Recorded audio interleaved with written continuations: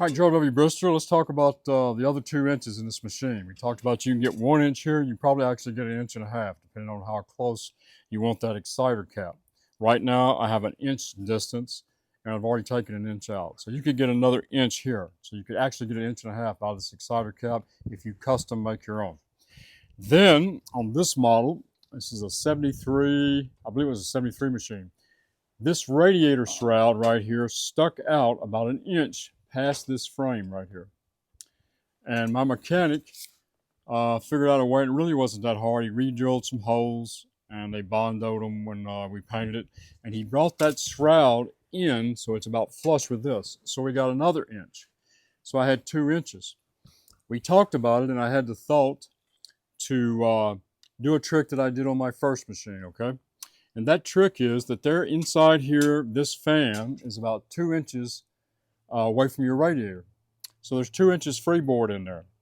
What I did was, and you have to look at it, think it out, because it's been a long time since I did it, but I remember it wasn't that hard of a fix. And I think I moved it in about 1 inch, maybe a little more than 1 inch. And I seem to remember I had a 1/2 inch clearance from that radiator. Maybe it was 3/4. It'll change the sound a little bit, like a prop plane, because it's up against the radiator, but it's nothing that's going to make you think something's wrong. It's just different. And I noticed, because I notice everything being a perfectionist, okay? But the other fix is that whatever that measurement is, you go in here and measure, you cut the frame. You cut it on this side of this support for this motor mount. So you want to cut it between here and here somewhere. I think I actually cut it right about in here and took 1 inch out, or whatever it was. That's where I cut it on both sides. So you would want to put this machine up on 6 jack stands. You want to have 4 back here for the motor, 1, 2, 3, 4, and then 5, 6 on the other side. If you do all that, then when you cut this, that radiator is going to be free, that portion back here where your radiator is. And then you put it back together and you re-weld it.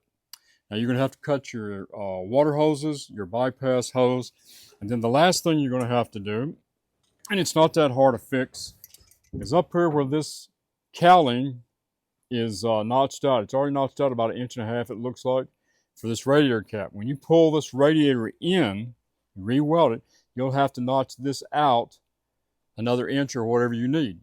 So that's easy to be done when you have it off the machine. Take a grinder or whatever, so you do it right, and just round it off with a file, and it's a done deal, okay? Works out really good. I'm Joe W. Brister, and that's your machine chopping tip.